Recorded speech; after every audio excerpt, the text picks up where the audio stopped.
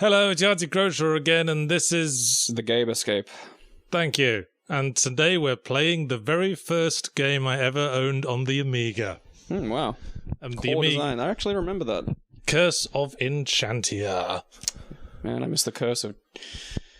That's actually pretty good graphics. I was expecting way worse for this. And here we have a witch who left the coat hanger in her suit, and now she can't lower her arms. What the hell? And here is a small boy playing baseball, who is then transported to the witch's strange dimension, and that's your lot. That's your story. Sweet mother of God. Now so solve puzzles. Was the witch in his dimension? Was he playing baseball in an enchanted field? Like, is this... No, the witch was in her own dimension, and this guy was in our dimension, and now he's been teleported here. And he's been dressed up in a weird medieval outfit, because I guess the witch is into that. This is actually what happens to every person that just goes missing and that never gets found. Like, if you don't find a body, witches are just teleporting them to strange mystery dimensions to escape dungeons. So this is a basic panel-based, verb-based adventure game, virtually dialogue-free. Except for that. You just have to press the right verb to use in each situation. And I hope you For a dialogue-free game, this has had the most dialogue of any game we've played so far. Yeah, I hope you enjoyed that, because that was the words hi, help, and shut up are pretty much the only spoken dialogue in this entire game. And you'll never hear shut up again. That guard was great. So you don't actually have to click on objects in the world. If you're next to something, then the object will appear in the panel at the bottom. See, that keyhole appears because we're next to the door. I suppose that would eliminate the pixel hunty aspect to a degree, maybe, I'm hoping. Well, it does, but this game does not even have the merest semblance of having any kind of logic at all, which is fine. Of course not. You know, sometimes this game... Yeah, just that random bit of wall decayed, and there happened to be a paperclip behind it. That must have been what the witch accidentally transferred here before you. She's like, bad aim, she just... paperclips vanishing from office desks. Yeah, that was the practice run. So wait, you got a key, but the key's not for anything. Well, the key was for the chains with which you were chained to the wall. Oh, of course. Now, another thing about this game is that you can't die at all. Yeah. So, this guy does nothing but block the way. Yeah. That looks like a sperm cell crossed with a tadpole and some kind of Shinto deity. And there's another one coming towards us through that door. Oh no, better act fast. Look out, he won't do anything to you. We'll solve this puzzle by picking up this fishbowl, which... Why does that make him go away? It sets a magical flag that opens up the next bit of the game, and you'll find there's a remarkably large number of puzzles along those lines. Oh, like excellent. I said, no logic whatsoever. And you just got hit by a thing and... And didn't die, yeah. Now... How long does this game go for, just out of curiosity? This video's about an hour long. Now, in the Amiga version, another of those jumpy guys is supposed to come out of that door we saw. Yeah. That's why you saw something coming towards the keyhole, and chase us down this corridor. But for some reason, this doesn't happen in the PC version. So much for the PC master race, huh? Some easy difficulty business there. Well, yes, the rise of the Amiga people shall happen. Well, the Amiga technically was a personal computer. Yeah. These gems don't do anything, by the way. Of course not. I think they go towards completion percentage, but they're not for, like, story finish. They don't appear in your inventory or anything. Aye. This game moves at something of a breakneck pace, it must be said. Yeah. You just go from location to location to location. But incidentally, our main character's name is Brad. Canonically, he is a 15-year-old boy. I see. I wonder if he can hold his breath for 14 minutes. No, he just puts a fishbowl on his head and now he's fine. That works. All young children go attempt to just scuba dive in your backyard pool now. Well, it would work if the fishbowl had been upside down since he'd entered the water, but he'd also need to be using pretty much all his strength to keep it at that level. Well, that and it wouldn't hold even a quarter of a lungful of oxygen. Now, the look command on the panel there is usually just to show you what's around you because there is no dialogue in this game. But sometimes it means like search or examine. How the panel basically works is on the first panel you've got inventory, pick up, use, speak, fight and jump, I think. And when you press use, you go into a secondary panel, which we'll see in a minute. We'll just talk to this. Explain to me the logic of a fish who has an underwater stall selling gaseous oxygen. I feel like kind of that Alice in Wonderland moment where I've tumbled down a hole and there's so much going on around me, I'm trying to wrap my head around it. And as I'm wrapping my head around the thing that was 2 panels ago, more shit like this is happening, and I'm behind already. Now, why do you think we had to use that oxygen tank? I thought you needed more oxygen because your helmet might run out, but now the fish is just gone, so I'm not sure. Well, doing so causes this turtle to appear. Yeah, just don't even try to think of it. You know, sometimes I like to think this game evokes a tone similar to Yellow Submarine, the film that the Beatles made. But the difference between that is that this is supposed to be an adventure game, and adventure games are supposed to have some kind of logic so you can solve the puzzles in them. Yeah, that's... So that was my demonstration of the attack button. Amazing. And now, I mean, if you want to play Yellow Submarine, there are drugs you can take. Now we'll see a demonstration of the jump button, but we can't actually jump over it until it's closed. The only way this game has to communicate that you're not doing the correct thing is to show a thumbs down. But sometimes, you know, there's some very dodgy logic in this game. Like all the commands on the use panel, you've got like unlock, insert, attach, wear, eat. But sometimes, you know, like throw, I think is another one. But sometimes you specifically have to use throw or insert when any of the other ones might have also worked, like in theory.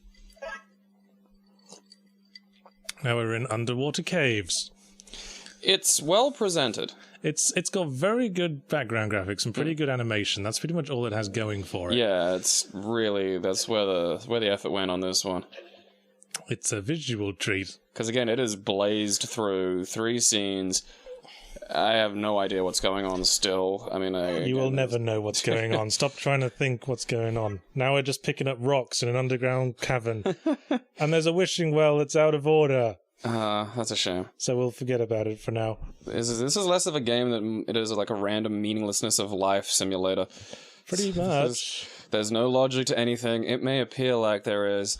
Stuff just happens and then you die. This is by far the most tedious part of the game because there's lots of repeated backgrounds and one of the puzzles is literally picking up every rock you see. God damn it, what soulless husk came up with that? Oh, well, I'm glad you brought that up because for this section I have some facts about the developer prepared. Do you know of Core Design?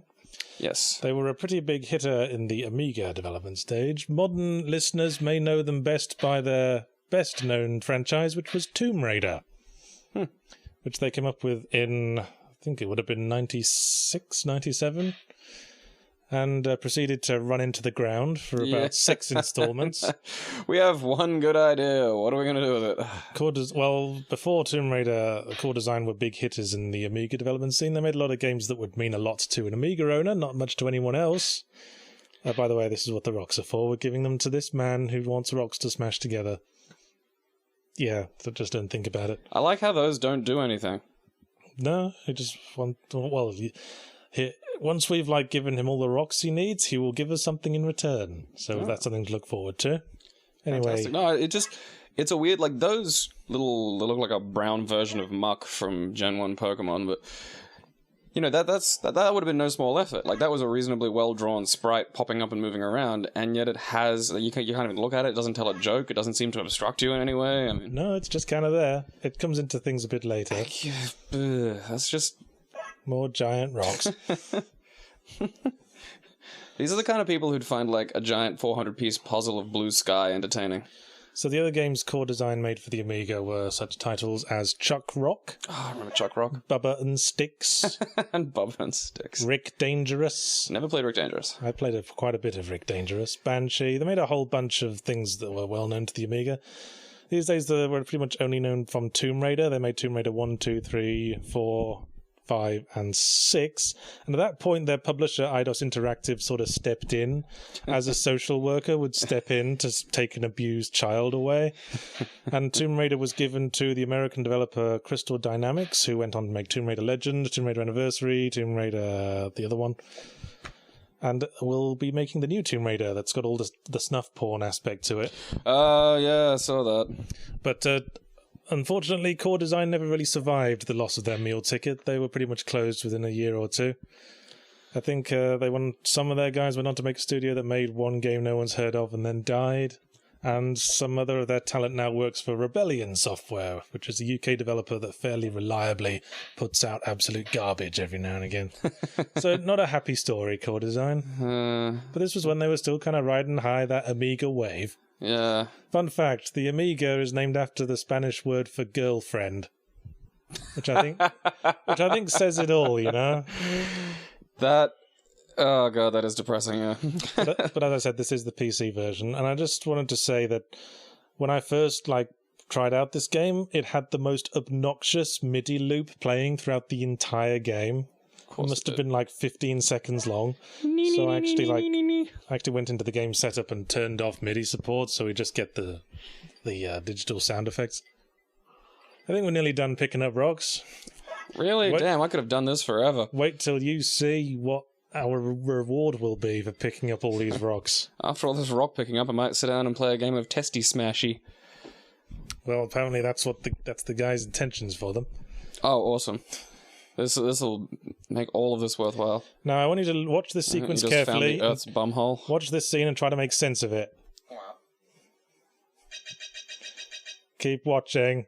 I can do nothing but...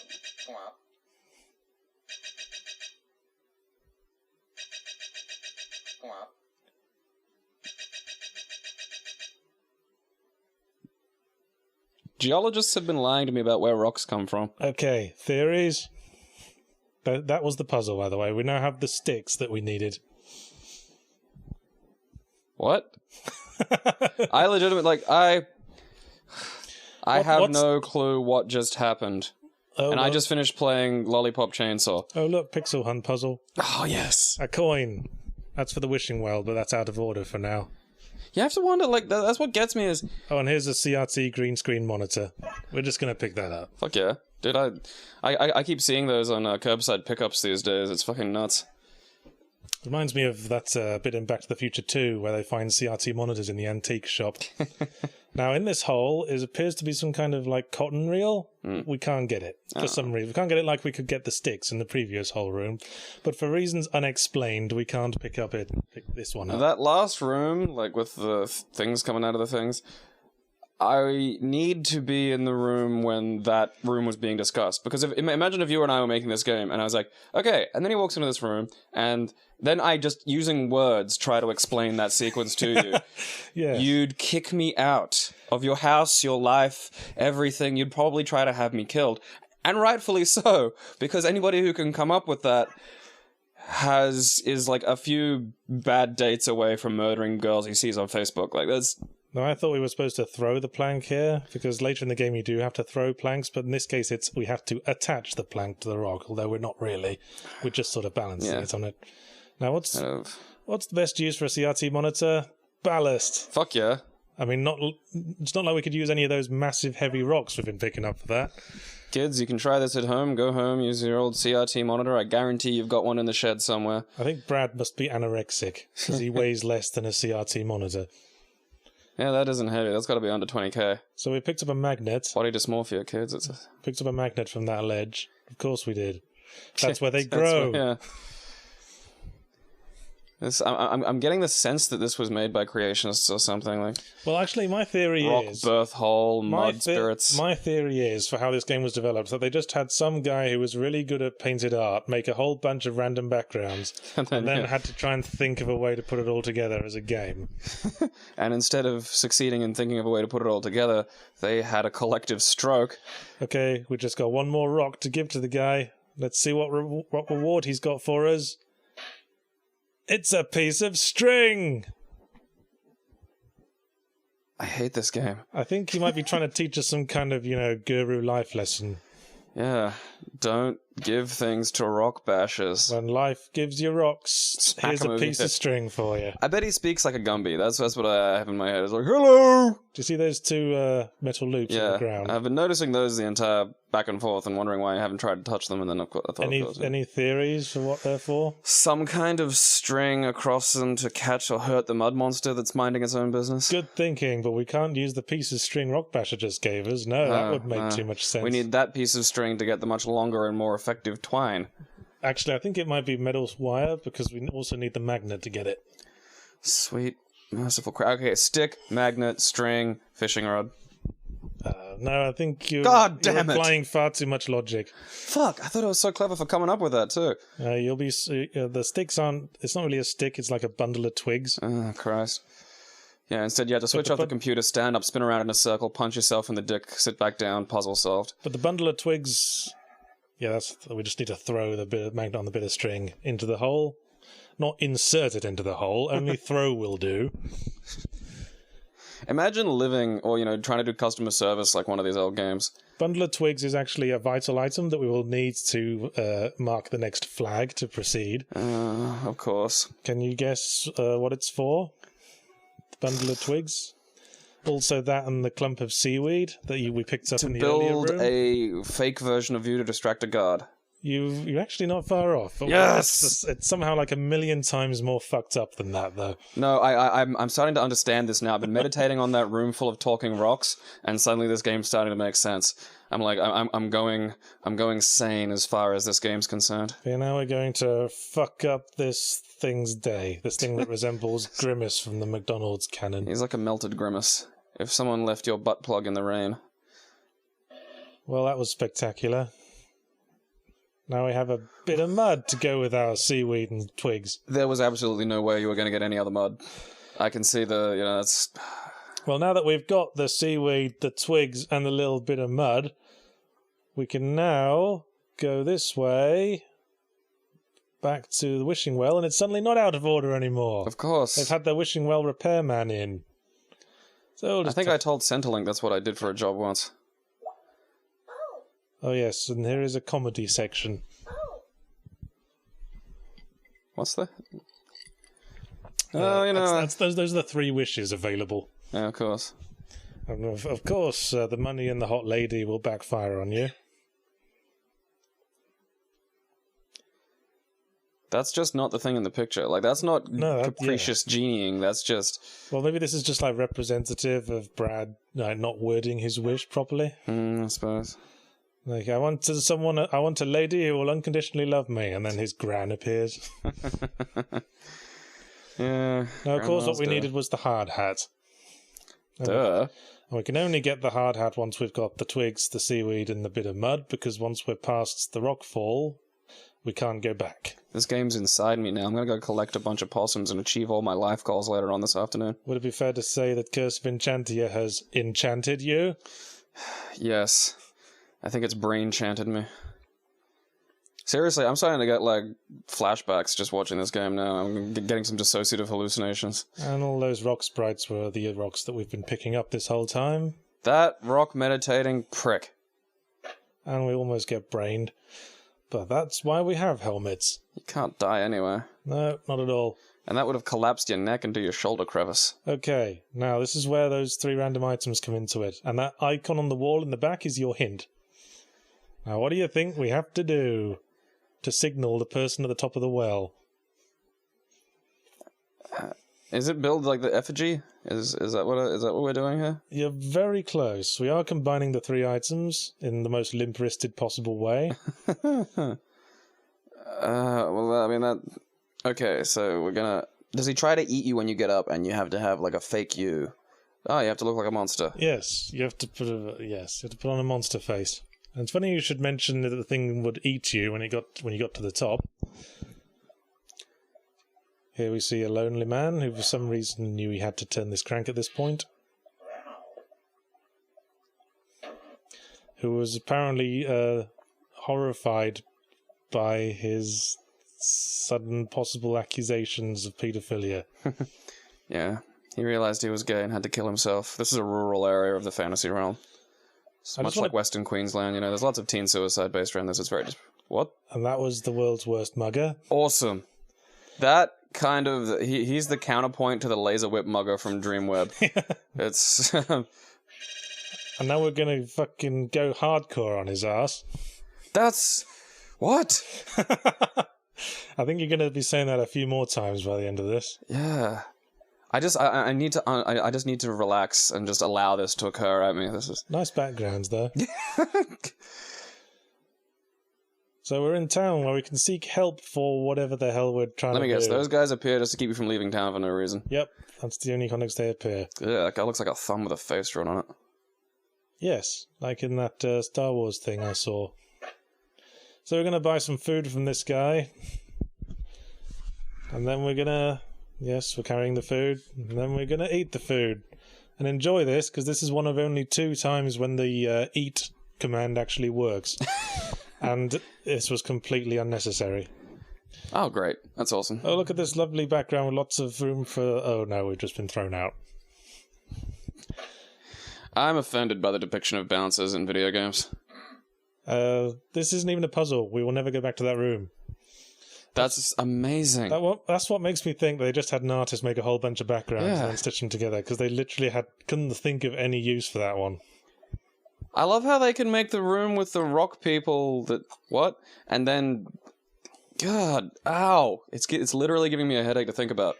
Like, that's the thought processes we're dealing with. People who can see a room that's just a bizarre, geological bumhole and create funny little rock nuggets to come out and talk to you for no reason. Like, they could make sense of that. They could look at that drawing and go, oh yeah, we have a puzzle for this, no worries. Then they could look at, like, a huge tavern where humans might go and spend time and go, do not understand.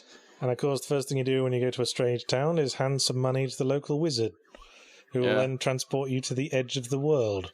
Which is just a code for some really awesome meth. Yeah, this is just the representation of like a massive crack rock that Brad is experimenting with. I'm gonna take some meth and go sit at the Kangaroo Point Cliffs. Puzzles will be solved. Perhaps there, things will start making sense. Oh, and touching that boulder makes you fall off the cliff.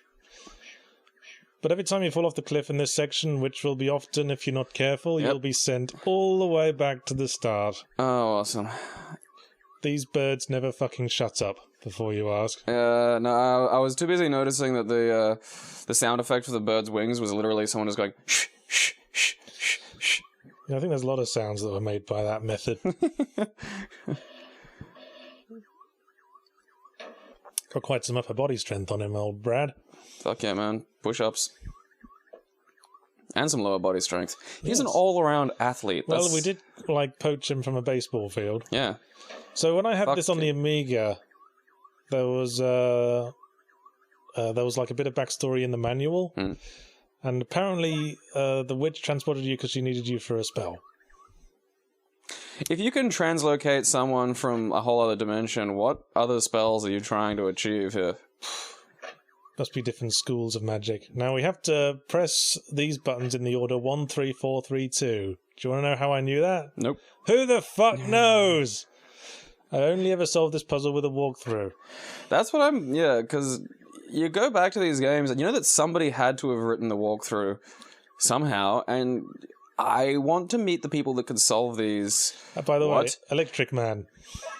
Electric Man just shaking his groove thing, doing the teapot dance. Well, this is exactly what happens when you take meth at Kangaroo Point Cliffs. We will meet Electric Man. Can't walk past him, got to attack him with rubber gloves.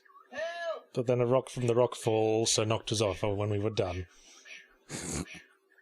That sound also sounds like someone making it with their mouth. I love that this isn't like an arcade sequence where there's any sort of skill to walking from left to just right. Pick up an object and then half a screen later use it. So the taking you back to the start of it is literally meaningless. It's just busy work. Yeah. Not even well done. It's just says, don't do that thing you couldn't possibly have foreseen again. Do not do that again. I'd love to be an employer and just just storm into the office one day and just scream arbitrary punishments and start just handing out penalties to people. That's what this game is. That's just shoot someone in the face. But I've exceeded my sales quota this week. Don't care. Here's the closest thing to an arcade sequence. We just have to time our walk correctly. That tweeting is driving me mental. I told you it would. I know. I sort of didn't believe you when you said that. I was like, oh, it's not that bad. And then suddenly it's all you can hear. And it's just... Now, what do you think that thing we just picked up was? No idea. Well, the walkthrough I looked at to like double check the puzzles as I was replaying this because I hadn't played it in like decades. And if you remembered any of the solutions to these puzzles, I'd think less of you as a human being. It describes that small object as a small rock, but from its application, I suspect it's supposed to be a piece of blue tack. Because how you're supposed to use it is as you walk past here, a tiny rock falls on your head. But if you stand in that position and then wear the blue tack, you collect the rock. So you can throw it at this bigger rock to make a path. I get the feeling the creators of this game, like... Now, what's not logical about that? Yeah, there seems to be a lot of rock-based puzzle solving, like... They're big on rocks. Yeah. Actually, they're big on rocks in every sense of the word, as we will find later in the game. Ooh. Like, somewhere there's a dude trying to hit on women at bars by just, like, lobbing little pebbles at them and shit. Seems like every time the game needs to fall back on something it's not sure about, it always goes to throw. The command is always throw. Are those rocks? What is that? Looks like the planet crying. Actually, I think those were the small things that came out of the holes in the mystery room in the caverns. Yeah. Those are... I'm still... Just thinking about it is like a dose of psilocybin. I forgot about that rock. Oh, good. But you'll be pleased to hear I cut out the walk back once we... You shouldn't have. I think we should re-experience that. No, this was my fault. I mean, I should have remembered that the boulder was coming, because I did replay this. I wasn't sure about doing this, because I hadn't played it in like 20 years, and thought to myself, well, I can't remember it being kind of good. It might be too good for a critique. And then I played it and thought, no, we're doing this. Nostalgia has blinded me again. Yeah, I was going to say, let that be the fucking, lesson of rose-tinted glasses. Yes, indeed. I think I might have thought the same thing about Manhunt. No, I didn't. That's right. I remember going into Manhunt. I think it did suck nuts. So now we've been given advice by a helpful wall. Always take wall advice. So suddenly for the only part of the game where we get a different thing to say. Now make sense of this scene. Watch carefully and then tell me the sense of this scene. You need a fire what? Okay, now, what that is supposed to convey is you must find a fire extinguisher and a fan and then get teleported by the wizard again. Okay. So that's our quest. That is our objective for pretty much the rest of the game. Ow. And now we're going to give money to a seal. Funnily enough, this is one of two cases in which a seal is presented as a fortune teller for comic effect, and the other case is in the Goon comic book series that's published by Dark Horse. It's funny how two people would think of that independently. The only two people in the world. So he was just giving us hints as to what to do next, which, not in any practical sense, tell us what to do. Who banks on a seal pun? Like, wait, Yahtzee, I got it. Okay. This joke takes some explaining. I wrote it last night. I kind of had to wake up in the middle of the night from my dream of, sentient rock sphincters and shit. But, alright, yeah. It's a pun about a seal that's a psychic, and it's seal. Get it? Because that's what everyone calls psychics. It's such a common parlance, fucking common term for a psychic. You're not laughing, so I'm just going to presume it's blown your mind. I just want to point out that the wizard's magic sound is the same as the snoring sound because of a dearth of sound It looks like you just got tuned. We now have a pig mask. Yeah, you just got tuned. And as we could have guessed from the image we were shown by Sally Seall, we need the pig mask to get past the insect guard because the insect guard loves pig mask men. What the fuck? Now, for this section of the game, all semblance of continuity or logic is gone if there was ever any up to this point. Yeah. We are now in some kind of strange dreamlike realm where objects are piled up in random ways. The steep hill you were falling down is now a cliff. We're free falling. Yes. Also a volcano with the non-deadly kind of lava. Oh yeah, that's... I'm not sure why it's even only here. one in every... Yeah. Because you just walk through it and pick up the tray, which we need to unlock the invisible flag, of course. And I completely want to hear the... Because that's the sound volcanoes make, isn't it? I mean, even someone making a volcano noise with their mouth, if I ask anybody to make a volcano noise with their mouth, the last thing they're going to do is go... This little music loop drove me mad as a kid, because it ends at the worst possible moment. Now, here's a man with a stereo. who wants to listen to some music, unaware that he's one room away from a live act. Live act. So we have to. What the fuck? It's a nose. What's weird about that? And we're gonna stick a bit of hair in the nose to get rid of it. Because he kind of pissed us off for some reason. Hey, fucking giant sentient nose. We picked up a stamp and a pen. The pen is a red herring. It has no use. This reminds me of that Ren and Stimpy episode where they go into Dimension X. Yeah, I can see that. This is Dimension X. Now, the reason we got rid of the nose, because if we hadn't got rid of the nose, there would be like a pair of disembodied lips sitting on that pile of remote controls that would prevent us from picking them up. We got rid of the nose. Wish I'd seen the disembodied lips now. Yeah, I kind of regret not putting that in. But see what I mean by maybe someone just painted... And RoboCop. You know what see what I mean when I say someone probably just painted a load of backgrounds and then they had to think of ways to string it all together. Yeah. And a pile of gold. This is kind of turning into the video game equivalent of Naked Lunch. Like, it's just this demented stream of consciousness turned into a video game. Like, I could hear a crackhead saying all of this, like, and then RoboCop and a pirate ship next to his gold, and oh, the lips. Like, this is actually the puzzle I was stuck on for months as a kid, because I didn't have game FAQs, but you have to combine the sock with the pile of coins to create a coin-filled sock, and then attack the robot with it. Hurt. It makes me wonder, like, the first video game FAQ compilation site I went to in like 1995.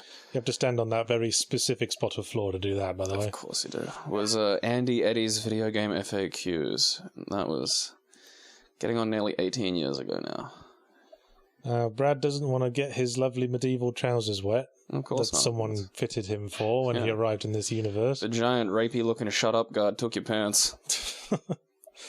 And gave you new ones? Also performed a sex act on you that even the people of this fucking bizarre dimension deem disgusting. Brad's got a very weird sort of pompadour hairdo. I don't know if we've talked about that. He looks like he's Garfield's owner's John's nephew. That's a pretty obscure reference. It's Garfield. I don't remember there being a nephew in Garfield. He just looks like him. It's a similar art style. What did you just pick up there? A cassette tape. Oh, and this pile of cassette tapes, apparently a normal-sized cassette tape, even though all the cassette tapes in that pile were the size So wait, of the dude wanting music solution isn't solved with the actual band? Actually, it is, but the tape we've got is a blank tape. Oh, so you have to illegally record them. Yes, we have to illegally record this band who are just doing an open-air concert for no one. See, it was this that just completely undid all the good work of don't copy that floppy. It's just...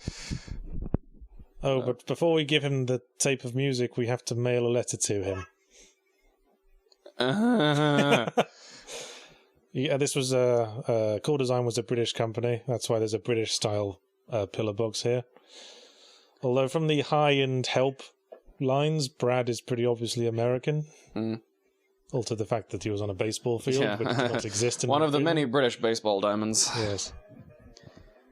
So now we're going to make our bootleg. Although it's a bootleg of a 2-second loop. Mm. Getting some mad hiss back, guys. You want to turn down the feed? Yeah, maybe we can move away from the active volcano. Also, your drummer's shit. Yeah. Well, I guess that goes along with the whole pun. Because it's not the Beatles, it's the Slugs. A totally different thing. Notice he's carrying an envelope now. That's the one we mailed. And now he's off to go populate an R. Crumb comic. But because we mailed that envelope, we now have a key card. Of course! Which he just gave to us. I'm not sure what happens if you give him the cassette before mailing the envelope. I think it might fuck you over. Did yelling help there do that, or was that... Yep, yelling help did that. It's caused a cave-in, and it revealed some detergent in a bottle. We now have all but one of the items we need to trigger the arbitrary flag. Oh, that's... Try and eat one of the slugs. First we'll use the key card in here, and now we're in the sky. On a cloud. It's Dizzy all over again, picking up stuff from clouds. This... And now we're going to fall off this cloud. Eventually. And somehow we were above the same place.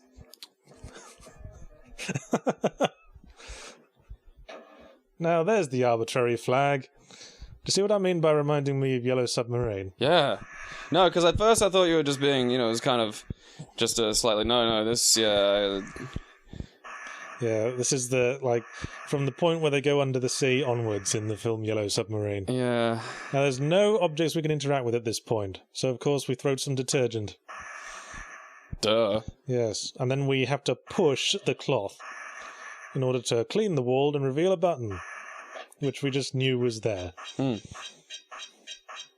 often hide buttons to my traps behind filth. Nobody actually looks for it these days. That's a fun thing. It's a really good way to keep people in your dungeon. I remember the sound effects in the Amiga version being a lot better as well. I think it had more different ones. Have you noticed that... Yeah, I would that was metal. Why would that help? Well, the marbles were glass, presumably. So you can move along the marble. Oh, yeah, that was a bag of marbles we picked up. I don't know if that was clear. No. But I've just given up. At no point am I going to ask a question saying, what's that and how... come on. And we're back here. Well, actually, that kind of makes sense, because we went west out of the town. But now we're back in town. We have the first of our two items. We have the fan. Come on, man. Help me carry this. I'm literally, like, it's causing a headache. Like, there's... Someone just blew a raspberry at us from a rooftop. You know what this game needs more of? Farting Mexican stereotypes. And here's a reference to Mr. Ben. Just like Fantasy World Dizzy had a reference to Mr. Ben. Fat 11th Doctor. British video games loved referencing Mr. Ben. There's a Batman costume there. Is there? Yeah, so there is. It's the one identifiable costume. Oh, this was the bit where the video I was watching in the background started buffering, so I had to pause for a bit. Yeah. When we're making these videos, it's important to have 3 other far more interesting things going on. So we gave Mr. Ben some money, and he thought the thing we would obviously want is a lovely dress. Absolutely. So we're going to magically wear that dress for a bit, because this game doesn't have enough of the spectacle of a 15-year-old boy wearing a woman's dress. I was just about to complain about that. And now we're in the snowy north! Actually, this actually has more logic than most of the game, because Mr. Ben, the whole plot of Mr. Ben was that he'd pass through a magic door in the back of his dressing room and go to various different worlds. Yeah, well, fair enough. There's no particular reason why it would take you to snowy tundra because of a dress, though. What are those little things? I think that was another arbitrary flag. I think we have to do that to proceed. No, I'm just... They're little face monster things. I guess they just, I imagine they're kind of like the little head rattlers from Princess Mononoke. And here's a friendly walrus. Hello, friendly walrus. That is all. Our dealings with friendly walrus are complete. Well, I feel better about myself now. I mean, it's... Yeah, I mean, they could easily have not put friendly walrus in the game, but they just wanted to put in a friendly walrus to give you a wave when you said hi. Just as easily been a bastard. Exactly. So that dress thing was really just literally that? Yeah. Oh, okay, fair enough. I thought that might have, I thought there might have been some Final Fantasy VII style puzzle showing up in a bit, but no, that's just put it on, take it off. Here is a plank. I suppose I shouldn't joke. So now we're in the snowy north because we feel this is the best place to look to find a fire extinguisher. Yeah, well, I mean, just look at the fire hazards around. And now an introduction to ice hole fishing with Brad. He makes it look easy. I love how the fish just doesn't even flop. It's just like, well, I'm dead. Yeah, just look at his face goes, well, can't say this wasn't expected. Been jumping up and out of that hole for years. It was bound to happen. Parents kept telling me. Asking for trouble, really. Oh, and that Eskimo just passed out when we got too close. He's got like an X-Men ability to just make... Happened again. Guess we better fix this. Lucky we picked up a random bottle of deodorant in the middle of the snowy terrain. Now we do not stink so much.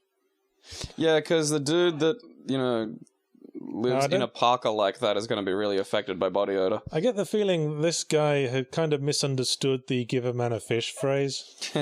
Because he will just give you his fishing rod if you give him a fish. Well, I mean, Give a man a fish and he will eat for a day. Teach a man to fish and he will give you a fish so you can run away. Give a man some money and he'll quit his job. Maybe if you give a man a job, he'll give you all his money. Now, what do you think we used our fishing rod for? Burn it, correct. Of course, we're going to burn it. We're going to attack this ice block with it. And why we couldn't just use the wooden plank that we used to catch the fish to get the fishing rod that we are now burning to free this green man who doesn't do anything. Oh, mustn't forget to pick up the ashes. That's another flag. Oh, God. And this guy's an ignorant fuck who doesn't even return our greeting. That guy looks depressed to be on the ground still. I'm depressed to be watching this. I'm not depressed. I'm just no longer myself. I think we're going to have to go through something and be different, better people once we reach the other side. Yeah, I've transcended at least 3 stages of humanity just viewing this. This thing wouldn't be here if we didn't have, like, the ashes and stuff. Oh, of course. I think it's supposed to be the walrus we saw earlier. He's now asleep. Oh, fair enough. But there's the guy we saved. He's going to return the favour. If you took Labyrinth and edited it together to make zero coherent sense, this is pretty much what you'd end up with. Except with less David Bowie penis. No, I'd have nothing but David Bowie penis. Like, whenever it was Jarek, it'd just be a close-up of the groin with his dialogue being played over it. Oh, something under the water race our boat. Well, we better feed it some ash then. Always settles me down. I think what's happening here is the guy's going, you burnt a fishing rod. Good on you, mate. I will be your friend for life. I think you're married to that now. That was a that's dowry. That's how it works. Penguins. Well, there's no other love interest in this game. And also, you're 15, so ew. I was at Dreamworld the other day, and one of the people I was with, who was, like, young, looked at an ibis and said, that's a fucked up looking penguin. Yeah. That was confusing to me. So, of course, we just had to push those 4 icicles in descending order of size. Now, here comes another of the most obnoxious parts of the game. It's another arbitrary flag situation, but we just have to collect a whole bunch of random objects. We have to roll these dice, and every time we roll the dice, it will rearrange the doors in the corridor beyond that door. God. So it is entirely random what doors open up, and it will be an entirely random amount of time before you can gather all the items you need. So in this case, we've just got the one door open that's got a magnifying glass in it. Imagine if this is how real life worked. Imagine if it said, hey, meet me at 2. It was like, you had to go around, take a banana from the fridge, put it in the freezer, go upstairs, use the bathroom, come down here, shuffle some games around, and then I just showed up. I think you're describing pretty much every online Flash adventure game there. Yeah. Somehow the Ice Palace sequence is even more dream-like logic than the rest of the game. I know I've said that about a lot of bits of this like game. This right now, you're Buffalo Bill at the top of the pit, and I'm in the bottom, and you've already taken some arm skin, and you're looking at me going, it's gonna get worse, and I'm like, I don't know how. Would you fuck me? I'd fuck me. I'd fuck me so hard. That was a megaphone, by the way. I hope it was everything you dreamed of. Yes. That's I play goodbye horses when I clean the kitchen now, just to threaten people with the idea that I'll be dancing around with my dick tucked back when they come into the kitchen. It took way too many goes to get the right number of combinations to get all the items. I edited them out after a while. Yeah, that's I don't blame you. Something that takes a long time because it takes a long time is one thing. Random generated bullshit, that's offensive. Game design tip: never use randomness if you can help it. No, never use randomness without an what reason could you really have? Yeah. Because I mean, if it's like a matter of like how much combat power a move will do. Yeah. You always use if it's background stats. That's one thing. Yeah, use a stat before you'd use a random number generator. Wasn't sure if I'd picked up the thing from that room. Turns out I did. It's like Leisure Suit Larry, like when you had to win a certain amount of money at the casino, and it just took ages. That was bullshit. But there has to be another way of getting this money. This doesn't even have the benefit of being able to save scum, because you have to go through the door to see what... I don't know what relationship the numbers shown by the dice have with the doors that appear in the room beyond. I didn't even know there was a door over to the left there, so that's... Well, there's 6 doors, 3 on each side. Okay. And somehow what the dice shows... Oh yes, we have to attack with the broom to get that. Fuck yeah, guns. Yes, but we're not going to use the gun the way you think we're going to use it. Of course not. Gonna give it to a gun fetishist who's gonna marry it, and then they're gonna throw the bouquet, and the bouquet will hit like a chandelier, and the chandelier will fall down and kill the evil queen. By the way, the eventual point of this sequence is to break the glass of the window at the end of the hall. We couldn't use the fucking gun! Or anything else, like the rocks, or the millions of rocks. Or the broom, yes, the broom, which we used in 2 different ways. But we used the gun to insert in this gun holster that happens to be part of this pulley arrangement, which lowers the little dish on the side of the room, and I accidentally walked through the door trying to get to it. And inside the dish is a bit of plates and some suntan oil. Because we're going to be using a lot of that in the frozen tundra. Yeah, well, you do get sunburnt. That's the weird thing. It's reflective. Yeah, that's true. People always get sunburnt on their ski holidays. Yeah, it's a little unusual tidbit of information. This is offensively bad gameplay design, like offensively bad gameplay design. Appalling gameplay design. Great graphics, great animation, appalling gameplay design. Yeah, like, again, people had to be in a room discussing how this was going to play out. I very much doubt that happened. I think, well, if it was people bunched in a room saying, "What the fuck were these random backgrounds our artist who doesn't speak English gave us? Fuck it, I don't want to have to try and communicate things to him again. We'll just make what we can with what we got." Fire Luvwenko. Actually, Core Design made a follow-up game to this called... awesome. Not strictly a sequel, a follow-up called Universe. It had a similar interface, but the puzzles were actually logical, and you had characters that you had dialogue with. Oh, guess what I'm doing for my one. Well, I don't think it was that suitable for this format, because there's quite a bit of dialogue and it's a bit small and a bit hard to read, and the version I played bugged out about the way through. I'm very much not being serious. Good. I don't want to think about or interact with this ever again. Oh, I think you'll think about it. You'll think about it in your darkest moments. Yeah, that's what I'm terrified this is going to be an experience like Videodrome. Later on, I'll just be sitting staring at my laptop and it'll start swelling, and then it'll be a fucking cucumber that I have to go, give to a cucumber meditator. We've got all the arbitrary flags, so that whistle materialized. That is terrible. Oh, it's our friend. So we must break this window by combining the whistle with the megaphone. That's the easiest way to break glass. Yes. Of course. What the hell was that, Brad? Just went fweep. It wasn't even a fweep. Jump through the window. Hey, where's our friend gone? This is just a laser. So this is what all those arbitrary flag items were for. We have to combine reflective objects. Oh, sorry, not insert, attach reflective objects to the holes in the ground. And you can't just use any of the reflective objects on each hole. Each hole has a specific reflective object it needs. Again, using the wrong verb there.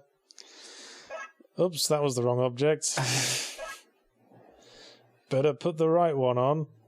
I think games like this explain just the state of the world, if this is the problem-solving techniques that children were just brought up with. But that British children were brought up with. Well, that might explain the current government, political satire. I don't even know if that makes any sense as a political joke. Well, when you consider the bizarre combination of... Yay, we won. Yeah, left and right-wing political parties in a coalition, then yes, one could almost say it's a... Enchantment Under the Sea or in the Ice, whatever the hell the name of this game is. Oh no, it's an evil witch in some way differentiated from the other evil witch. Wait, that's not? Yeah, it's a different evil witch. We defeat her by jumping over her projectile and then sitting on her throne just to be a cunt. Yeah. Ha ha, I'm sitting on your throne. And what the fuck? Don't think about it, just ride it, man. Just ride it. It puts the lotion on its skin or else it gets the hand again. And now, entirely randomly generated rooms. Not that I'm encouraging drug taking, but someone take a good glob of LSD and tell me what this video is like. We will continue moving through these random rooms until it arbitrarily spawns us in a room where there's an object we need to continue. Metaphor for life. Yes. It's meaningless. You know, this is part of the game which I think is specifically dreamlike, as in quite like how a dream would go, rather than just complete surreality. Not a dream as in the relative term of wouldn't it be a dream to have something nice happen to you, but dream as in the... Like the kind of thing that goes on in a dream. You go through a door but never really actually go anywhere. It's because dreaming a box of goes matches around your spatial awareness section of your brain. Yes. So that's why it's a good way to tell if you're in a dream, if you're interested in lucid dreaming, is try to keep an eye on space. Now, because we have that box of matches, we're now in the fire extinguisher room, but the fire extinguisher is being guarded by some rude bastard who doesn't even acknowledge our presence. My name's Betty, do you love me? So obviously we stand behind that pillar until he falls asleep. You have to let him sleep for quite a while, though. You have to let him enter REM sleep before you can do anything to him. That's another reused sound effect. That was also the sound effect that the bouncer at the pub used to eject us from the premises. I have used that sound. This is why they wouldn't let us come here until we had the matchbox. Yeah, of course. Of course. So you're going to set fire to his foot. Like I said, this is pretty good animation, this game. Yeah, it's...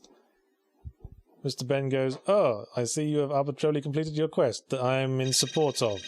That's why I gave you that dress." Yeah. Or you could have just teleported in there and grabbed the thing for me and come back with it, but, whatever, that's okay, I don't mind. Send me on that. I was naked in a fucking thing of ice for some reason, I'm not sure. And now we got the fire extinguisher and the fan. So now we go to Mage again. Is he? Oh, no. Apparently we're boring him. Yeah, I was curious as to whether or not he was even going to show up.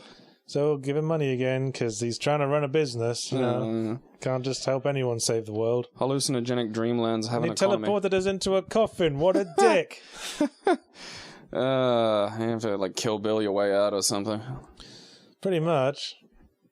You have to pick up a random bone and use the bone to dig through the side of the coffin and escape. Did the FAQ explain that you offended him or something? Why did that happen? No, this is where you need to be. Ah. He has put you where you need to be. And now Dracula is coming to get us. Well, that's standard fare, really. Dracula is really keen to meet us. Now, this is sort of being able to die, but you just get teleported to the start of the section. Genius. You're supposed to stand in just the right position that he falls into the grave. That would have been fun to work out. Yeah, it took a bit of trial and error, but you just had to stand directly between... There you go. So the idea of this sequence is that you just have to, keep defeating Dracula until he gets pissed off at you. So, you go onto another screen and he shows up again, this time with an even craftier plan. Yes, and you got to use something else. Except his crafty plan this time is to not run at you. Well, better smack him over the head with a shovel then. Is Brad gonna have to smack a bitch? Now, of course, you can only use one specific ice method for each time he arrives. Oh, that's just sensible. Yes. Oh, look, some garlic bread. You'd think Dracula would not want that to be around. Also a cross. Well, he can't get rid of it. See, that's his qualm. Don't use the garlic or the cross. We just push over the tombstone onto his foot. I'm guessing the garlic and the cross are useless. You just use them to eat later. Funny thing, considering how few sound effects and how many they had to reuse, this graveyard sequence has two unique sound effects. It's got bats flapping, and it's got the owl. Is that what that is? Oops, can't use the crucifix on this particular occasion. We'll better use the eat command for the second and final time in the game. That sort of sound that Brad makes, in the Amiga version, it didn't sound like a person saying It just sounded like I was only playing this PC version that I figured out what it was supposed to be. He brandished that like he just whipped his dick out. I want to point that out. Yeah. Hello. Hey, 2 moons. And I like that Dracula's not... Well, it's Enchantia. Yeah. Dracula's just not attacking you, really. Those last 3 times, just standing there. He's minding his own goddamn business. Yeah, he just... I think on the Amiga version, you stand directly behind him when you do that. So it kind of makes more sense. He's done. You've pissed him off enough that he leaves and leaves the gate open. Now, here's another case where I think they made the background before they figured out what they were going to do, because only one of these paths you can actually go down. And demonstrating that's poorly thought out. Here, you can't go in that cave. You just got to go north. Those little plants down the bottom right look like condoms. And now we're at the evil witch's castle. As opposed to that thing before that was shooting lightning at you that was the sane witch. Well, that was a different witch. Maybe it's the witch's sister who lives in the ice palace up north. She was the evil witch, completely unrelated to this. Yeah, she's like... that's an impressive... Yeah, they're good backgrounds. Get used once and never again. It's like a really beautiful stripper walking up to you and going, "Aglebra!" and then pelting you with fruit. Like, that's this game. It looks beautiful, but the experience is terrifyingly insane. And you have to debate whether you'd be able to live with yourself if you slept with it. I would. What a beautiful room. Pity there's only one thing in it you can interact with. Of course. It's the ring on the floor in front of the fireplace, which we need to win. Just more stripper fruit. That's all I'm dealing with. Oops, can't go up the stairs. Face plant. We're actually like inches from the end of the game. Good, I'm not sure if I can cope with much more of this. Oh, look, a library and a castle. Do you think one of these books might... Oh, there you go. I like to have a library like that, and every book's a lever, but all it does is shoot out the book, like, just two shelves below you into your junk. It's the final boss. She's throwing a ghost at you. This is a 3-part boss.